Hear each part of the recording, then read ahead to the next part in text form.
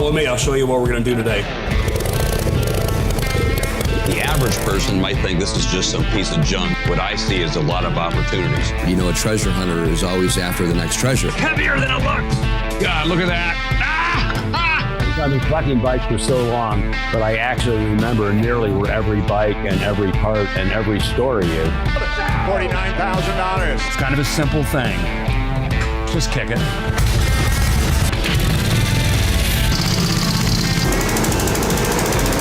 Actually, the bike I'm going to do this on is about a $250,000 motorcycle.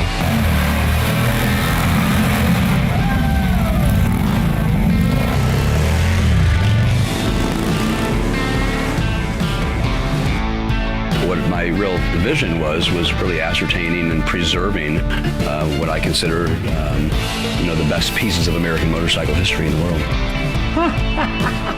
And when I was 15, I had the opportunity to find an old bike in a barn and bought it, got it running right in the barn, and drove it home. And that kind of fueled the passion. This is my social life, and this is what it's all about. It's about people.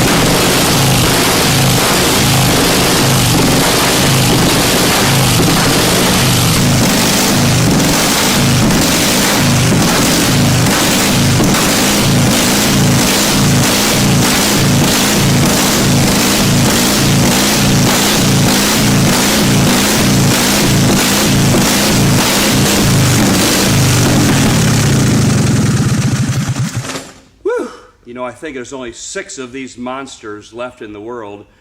Nobody really knows how many big valve X machines were ever built.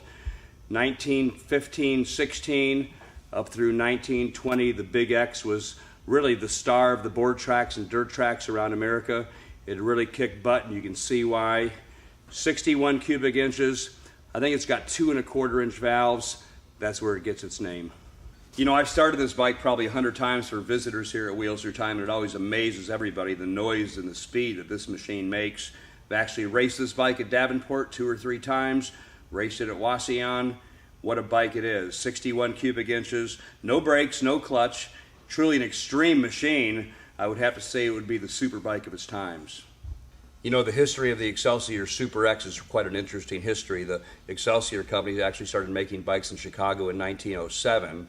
In 1911, Schwinn bought the company and moved right ahead building twin-cylinder motorcycles, and by 1915 he developed the Big Valve X, truly the monster bike of its day. The Excelsior racing team was nothing but the best. Ignis Schwinn made sure that he had the most talented riders in the country. Bob Perry, his favorite son, was actually killed on an overhead cam Excelsior. None of those bikes have ever turned up.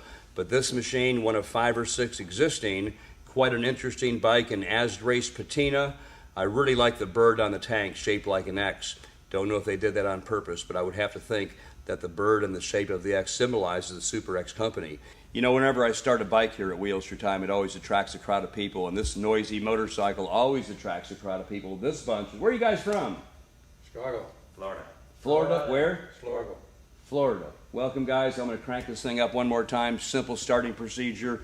Turn the gas on, advance the spark, take the choke off because the bike's already warm, decompress the engine, should be ready to go.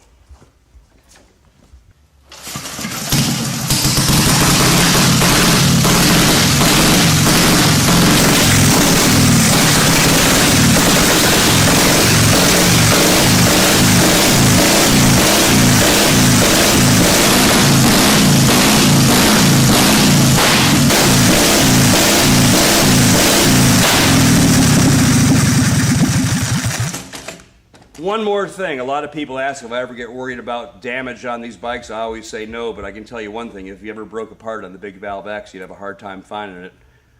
We'll catch you a little later.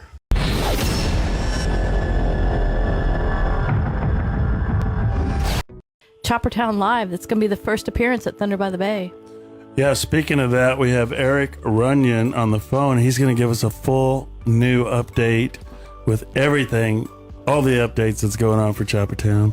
You know, we've got a considerable amount of choppers lined up since the last time we spoke. I think the last time we spoke, we were going on 25 to 30 choppers committed. And as of today, we have actually, as of a half hour ago, we got 51 choppers coming. And that's for inside the building. Mm-hmm. That's for inside the building. That is for Choppertown Live. That's for the Invitational. We have 51 choppers, and some of those guys are even bringing their extra bikes. They have everything from classic knuckleheads and panheads and flatheads. And I've even got one guy bringing a Boattail from the 70s. So we're going to have a section for those as well. So there is definitely going to be something for everyone. But I'll tell you what, man, pretty exciting announcement. We have a riding group of girls from North Carolina coming down. And this group of girls called the Chill Bunnies. It's a group of girls, a big group of girls. They were based out of North Carolina. They ride and they're totally immersed in the lifestyle. And the way the Chill Bunnies came about, and I think we might have them on next week, but their boyfriends and husbands and guys that they're friends with, they've had a riding group forever called the Chillbillies. And they put on they put on events. They do camp outs. They do beach events. They're just a big group of guys that just love hanging out together. And these were their girls. Well, the girls were they liked the whole clique, the whole thing so much that they wanted to do their own thing. So the leader of the Chill Bunnies, her name is Danielle, she sat around and she's like, you know what? We're going to call ourselves the Chill Bunnies. And she made an Instagram page, and it just blew up. I mean, it just caught fire. And anybody as far as in the chopper community, I'd say the younger generation, maybe not the old leatherbacks, but, you know, they totally were on board. I mean, these girls, they're not only beautiful, but they ride, they wrench. They're not posers. They are a total part of the lifestyle. They are really into it to win it. So I touched base with them a couple of weeks ago just to see if they'd be interested in coming because, you know, we love our choppers. Us men love our choppers, but we all like women too, and we love women that are into the lifestyle. And that's not just a sexist thing. We just like including everybody. We like including everybody that has a passion for this. And when we meet people that are just women that are just totally immersed in this, it's even a bigger plus. So these girls are going to come down from North Carolina. Rumor has it some of them are going to come from Texas, maybe even California. So they're not fooling around. I was talking to Danielle earlier today, and she says, you make the event happen, I'll bring the girls. So, and they just basically opened up this 11,000 square foot building for us right in the middle of everything. Huge open building. And we're going to fill it, man. We're going to fill it with choppers, vintage bikes. We're going to have a really unique set of vendors. I'm encouraging all the chopper builders to bring down, you know, their booths, their swags, the stuff that they sell to make it more, you know, literally a chopper town. So it's been really an awesome experience to work with Lucy and the rest of the people from Thunder by the Bay. It's awesome. So we will talk about Saturday. We've got the 10 class open chopper show where anybody can come down. So we've got something for everybody. Like I said, if you have a chopper, bring it on down. We got some really exciting news that I was told today is that we have a sponsor for that show. All Steel Buildings is going to step up to the plate and really turn the notch up on this ride-in show. And every first place winner from every category is going to get $100 cash. Ooh. So it's not going to be a show where you ride in and you get a $5 plaque. If you win, you're going to go home with $100. So you know what? It's a good thing. It's going to be a good 3 or 4 hours well spent if you want to bring your chopper down, show it off, and get paid for it. Best of Show gets that same $100, but then they also get a $150 gift card from Mid USA. And that's a great place to buy parts. So yeah, man. There's no chump change there, man. We're pulling out all the stops. The Builder's Choice Award on Sunday is called the Bill Dodge Award of Excellence. So if he can't be there personally, he's going to be there in spirit. But besides that bike, possibly Bill Dodge, we're going to have Brian Batira from Batira Metalworks. He's a world-class builder, has won international shows. I talked to my buddy Eric over at FNA, and he is so busy. You know, I know it was hard for him to commit to come down for a full weekend because it's all hands on deck for him, but he said he's going to try to at least get one of his bikes or two of his bikes down there, and his bikes are really well known. The Glen Ferry is legendary, and you know, so he's going to be there. We've got Jared Weems. He's coming for sure. And, you know, everybody by now has heard that Jared's built this incredible Triumph David Mann bike. Up from the Daytona area, we got Ron from Chop Talks. He's going to have one of his bikes here. We got Wendell Turner from Turner Cycle Shop. We have George from Good Looking Customs. He's up in Daytona. We have Mark Stevens up from Daytona. Drew from Freak Show Fab. We have Richard Ruck from right here in Riverview. He's building 4 world-class builds. I mean, he's built 3. He's working on the 4th one right now. His company's called It'll Ride Choppers. We have full-time builders to part-time builders. We've got a couple of first responders taking the weekend off to be part of Choppertown. So we've got a fireman up in Orlando by the name of Matt Foster who's bringing down his bike. Man, we've got a great builder in Orlando named Yogi. Yogi's Garage. He's coming on down with a couple of his bikes. What about the guy from Jacksonville? Everybody's kind of hot on James. We call him Fish, and his shop is called Alleyway Customs. He just kind of popped out up out of nowhere. You know, everybody's doing their thing, and all of a sudden a couple of shows pop up, and he's got a bunch of bikes at every show, and they're just showstoppers. I believe he's bringing 4 bikes. These guys are coming together for Choppertown, but Dave Nichols, how cool is it that Mondo actually is a part of this and has given a front end to Choppertown? What is the impact on that? Let me tell you about that.